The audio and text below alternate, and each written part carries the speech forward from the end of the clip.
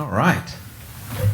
Thank you for having me. Thanks, Jason. Got two Jasons up here. You got Isaac Hayes up here as well. So more jokes for our non-millennial crowd because they wouldn't understand that at all. So let's talk. Let's talk renewable portfolio standards. Let's talk production tax credit. Okay. Let's talk investment tax credit, these subsidies. What impacts do those have on the market? Well, the obvious, am I on here? I got to hold it closer. Okay, the obvious impacts that the subsidies have is that they destabilize energy markets. So if, like as free market think tanks, we're always saying that we need to push free market policies, but yet these subsidies get in and they kind of mix up the market. So they push forward renewable energy as an example, and we start building wind turbines and solar panels instead of building natural gas combined cycle. Or we actually see in several places, like California is a good example, where the wind and solar have been built, and because they're subsidized, they actually start messing with the price signals and force the reliable stuff to close, because these renewable energy sources actually, because they have zero fuel costs and they're being subsidized, can actually price negative in these markets. So they can literally give their electricity away for free and still make a profit because they're being subsidized by our tax dollars. We saw that happen in Texas in 2017. We saw that same thing happen where wind generation, the prices were so low that it was actually negative. They were paying customers to take their product, which is, right. I couldn't imagine competing in that kind of environment against right. someone who's paying their customers to take the product. Are you seeing that in areas that you're operating in? And yes. So, for example, Michigan, where I'm based, has a renewable portfolio standard. So it's literally a state mandate that forces the utilities to build a certain amount of renewable energy. In Michigan, it's 15% by the year 2021. 15% of our electricity has to come from either wind or solar or some renewable source. And so what that does is it literally makes it illegal for natural gas, nuclear, coal, or something like that to compete in that 15% of the market. And then how does that work in the winter? What percentage of electricity is being generated in the winter from these renewable sources? Well, we had a good example last year where during the polar vortex, when the price or the temperatures went down into the negative teens and even in some places to negative 20, the wind actually, when it gets that cold, cannot operate because it's not designed to operate at negative 20, so it literally shuts down. So that's one way of answering your question is there was nothing. It literally wind in that during that time went to, I believe it was about 0.6% of the MISO, the independent system operator, the governing body that controls electricity in that area. It was producing 0.6% of our electricity. And then solar, Michigan has some of the worst incoming solar radiation possible for the entire lower 48. So it's almost like I did my undergrad when I lived in Vancouver, British Columbia. So when we moved from Arizona to Michigan, we thought we had almost gone back to the Pacific Northwest because the clouds kind of descend throughout the winter and there's almost no sun shining. So solar really doesn't do the job that you would hope it could do. And so we were left relying for 30% of our electricity came from coal, 30% came from natural gas, 20% came from nuclear. So who was doing the heavy lifting? Not renewable energy. Incredible. So you've got the government offering these incentives, then they got the government says, well, the incentives aren't working, so we've got to mandate it now to make it work. What are some other recommendations regarding maybe some thermostat settings that the government is now making? Well, to kind of extend on that story, during the polar vortex, there was a restriction in natural gas flows because there was a fire at a pumping station in Michigan. And so what happened is everybody in the state of Michigan got a text message at about 10:40 p.m. one night that said, everybody in the state, turn your thermostats down to 65 degrees or 68 degrees to keep the system from crashing, because we couldn't keep the heat flowing, the natural gas flowing, because there was that competition between natural gas for electricity generation and natural gas for home heating. And so what happened was the big utilities said, we can't do this safely. So either you people turn down your thermostats and stop using so much energy when it's -20, or we're going to shut you down. And when you start shutting down natural gas, it's not the same as what California is going through right now, where PG&E is just shutting off electricity. When you shut off electricity, you can turn it back on. When you shut off natural gas, you literally have to send utility employees around to every house to make sure that when you turn the gas back on that house, that something hasn't been left on so you don't have an explosion. So it's a much more involved process. My goodness. Yeah. Unintended consequences, right, of bad policies. Yeah, exactly. What are some other issues that you're seeing regarding renewable portfolio standards in electric generation around the country? Other states' issues? Are there, and I know we've talked a little bit about the regional greenhouse gas initiatives where you've got portfolios of states that are trying to do these similar things. Any issues on the federal side that our friends here that are in Washington, D.C. that are watching or listening here should be aware of? Any federal impacts?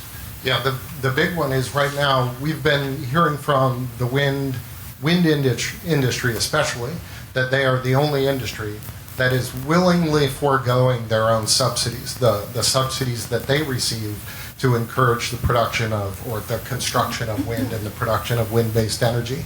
So we've been hearing for years that they're the only industry, we're the only ones that are willingly giving up these subsidies.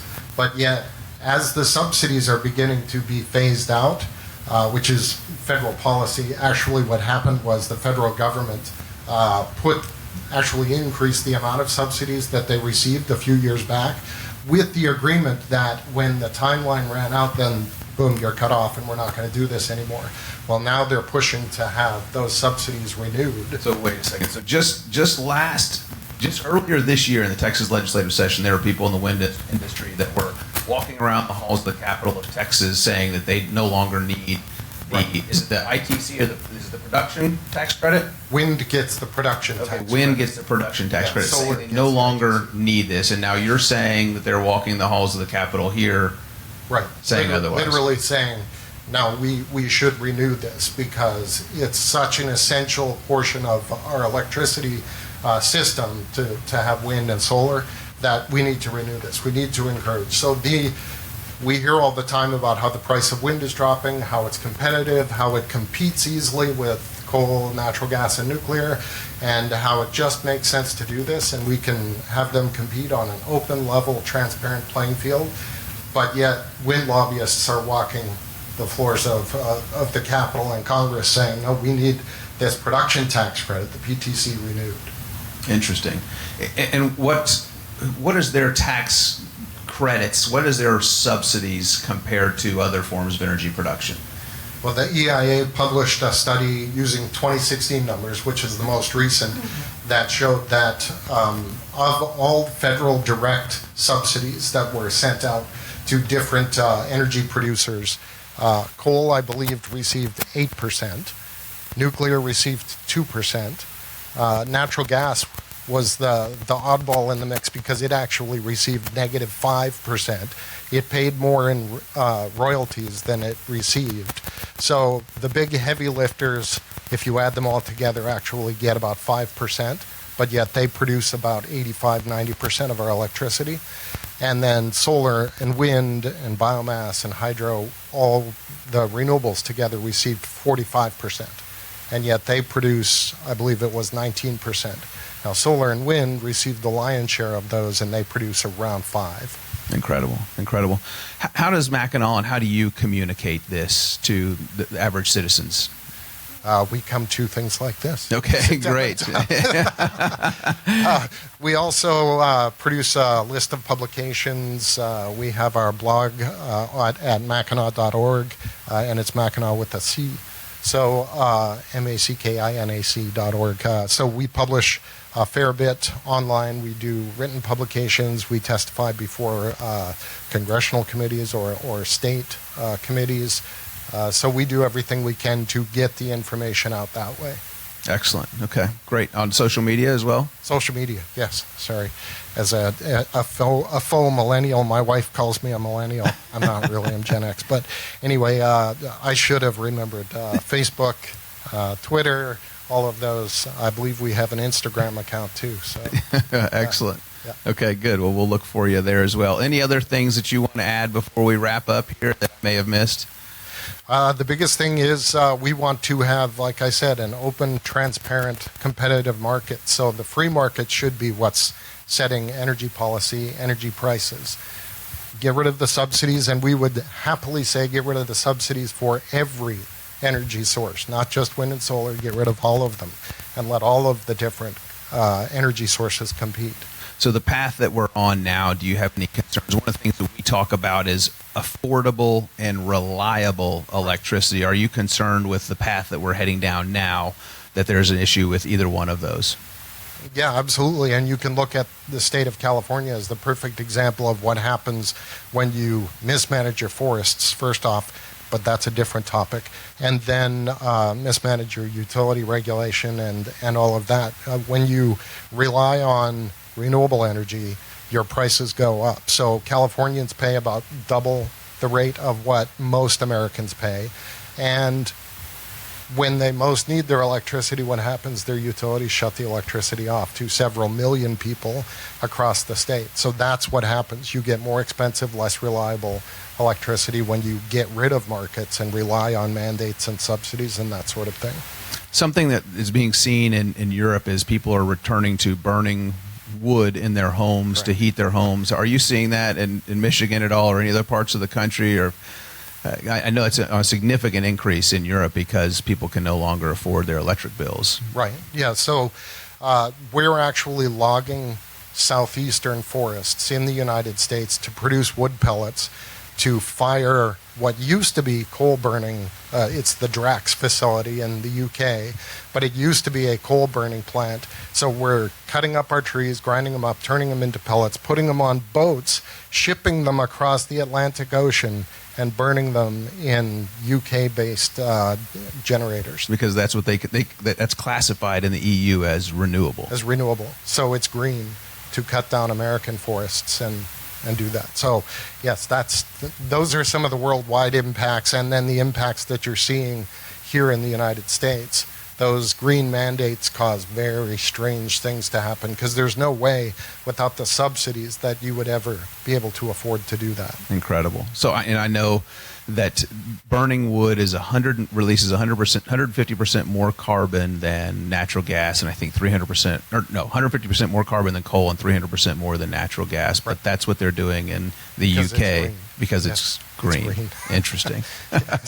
All right. Well, Jason, thanks so much. Any other closing thoughts before we wrap up here? No, I think I got it with the last one. Okay. Transparent markets. Great. Excellent. Well, thank you so much. I appreciate your time. Please give it up for Jason Hayes of Mackinac.